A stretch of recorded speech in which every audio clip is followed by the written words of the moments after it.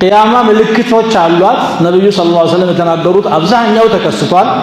ከዚያ መካከል አንዱ ከፍረቱ ዘላዚል ነው። አንድ ሀገር ላይ ቃጠሎ ይነሳል፣ መዓት ጫካዎች ይወድማሉ፣ አውሮፕላኑም ውሃ ይረጫል፣ ከታችም ይሞከራል። አላህ ጥፋ ያለውን ያክል ግን እምድ ያሏል። ቁንጮው ላይ ነው የሚያመጣው ደግሞ የሰልጣኔ ቁንጮ ላይ ምስኪኖች አካባቢ አይደለም። ሁሉም የአላህ ባሪያ ነው። ኮሮና ሜት እንደተከሰተ ታውቃላችሁ። እሳተ ገሞራው ሜት እንደነበረ እናውቃለን። አሁን ደግሞ ይሄ መጥቷል። ይሄ የማስጠንቀቂያ ደወል ጊዜው ቀርቧል። ያው ቂያማ ትንሽ ነው የቀረው። ድሮ ነው የነገረን አላህ በእኛ አይደለም የሚለካው 1000 2000 አይደለም። የሱ ሌላ ጥበብ አለው። إنهم يرونه بعيدا ونراه قريبا እነሱ ሩቅ አድርገው ይቆጥሩታል፣ እኛ ደግሞ ወደኛ ቅርብ ነው። ለሱ እንግዲህ መነሻ የለው መቼስ አላህ መጨረሻ የለው። እኛ መሕዱር ውስን ስለሆን ግንዛቤያችንም እውቀታችንም በእኛ ልክ ናት። هو الأول والآخر والظاهر والباطن رب العالمين እኮ ሁሉ በእጁ ይሆን። እንዲህ አይነቱ ኃያል ጌታ ይሄንን ሲፈጥር እዚህ ያለነው ጥፋተኞች ወኩሉና ذاك الرجل ጥፋተኛ አይደለም የሚል መቼም የለም። ያቀናል አስብ ለሰው የምናሳየው አይደለም የሚታየው። ይሄ ለሰው የምናሳየውማ ያው መዛሂሩ ደህና ነው፣ ቢያንስ ተወሰነ አማኝ ነው የምትለው አለ። እሱ አይደለም እቺን ውስጣን ያያል አላህ። صدق مع الله ደግሞ እውነተኝነትህን ያያል። ሚዛኑ የአላህ ሌላ ነው፣ የኛ አይደለም። መቼ ነው እኛስ ወደ አላህ የምንመለሰው? ነው ለመሆኑ ደንግጠናል። አፋርን የነቀነቀ ጌታ እችንም ይነቀንቃል። ከዛ በፊትም ትንሽ ነቅነቃዎች ነበሩ አይደል? ትንሽ ቆመን ሰላት እየሰገድን ግማሾቹ መሬት ተንቀጠቀጠች ይላሉ፣ ግማሹ ደግሞ ያልተሰማቸው ነበር። ግን በአካባቢው ላይ ተራራው ስንጥቅ ሜዳው ለሁለት ክፍል ሲል ነው የሚታየው። ሰው ያበለጸገው ስልጣኔ 100 ፎቅ 200 ፎቅ ወደ ምድርም ሰርጉዶ የገቡበት ባህር ውስጥም ከተማ የሰሙበት ይሄ ሁሉ ነቅነቅ ሲያረጋት ዲሳፕሊን ነው። ጥቂት ነው የሚፈልገው አላህ ነው ቁዋው እሱ።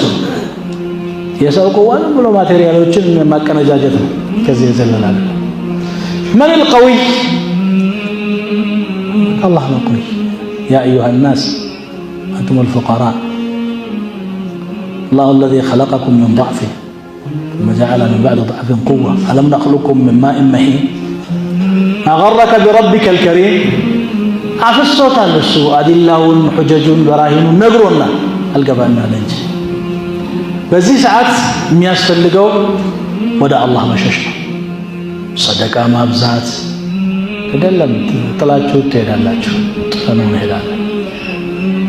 አጠራቀምናት ምናልባትም ሐላሏ ከዛ መሃል ትንሽ ልትሆን ትችላለች። ሰደቃ ማብዛት፣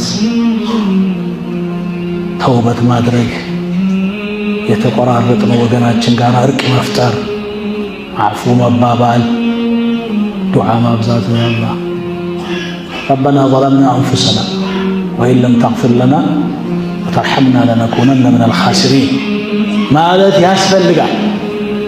ከሄድን እንኳን በመንገዱ እንድንሄድ ነብዩ ሰለላሁ ዐለይሂ ወሰለም በአንድ ሐዲሳቸው አንድ ካዕባን ለማፍረስ የሚዘምት ሰራዊት አለ። ሜዳማ ቦታ ላይ ሲደርሱ حتى إذا كانوا ببيداء من الأرض خسف بأولهم وآخرهم የመጀመሪያውም የመጨረሻውም መሬት ይደረመሰበታል። አይሻ ምን አሉ? አናህሊኩ ወፊና الصالحون ደጋጎች አልፎ አሉ መቼ ሳይጠፋ እነዚህ ሰዎች እያሉ እንጠፋለን እንዴ ብለው ሲጠይቁ قال رسول الله صلى الله عليه وسلم نعم إذا كثر الخبث ብልሽት ከበዛ እነሱም አብረው ይጠፋሉ። ثم يبعثون على نياتهم ሌላ ማበጠሪያ ዓለም ስላለ እዛ እንደነያቸው ይነሳሉ የውመል ቂያማ። ዛሬ ግን ሁሉም የዱንያ መከራ ምንድነው የሚለው?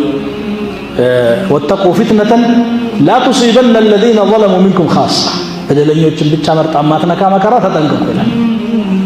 ለዚህ ነው ሳሊሖችን በራሳቸው ሳሊሕ መሆን አይበቃቸውም። لابد من السعي في الإصلاح حزب لما استكاكل بالفات አለባቸው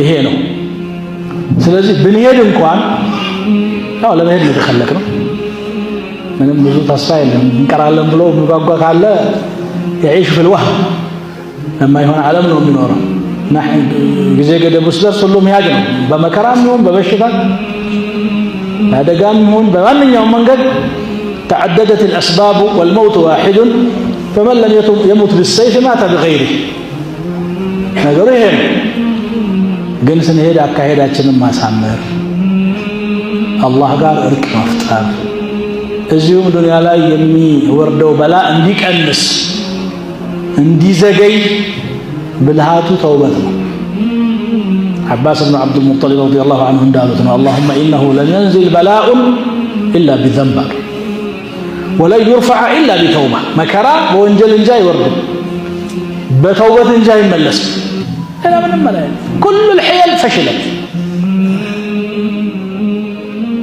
የትኛውም ዘዴ አያጸድቅ ስለዚህ እንደ ድልም ልንጠቀመው እንችላለን ልባም ከሆነ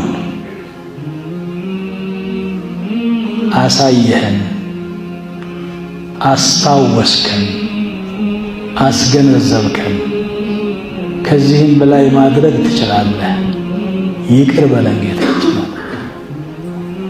ይሄ ያስፈልጋል ይሄን ለማለት ነው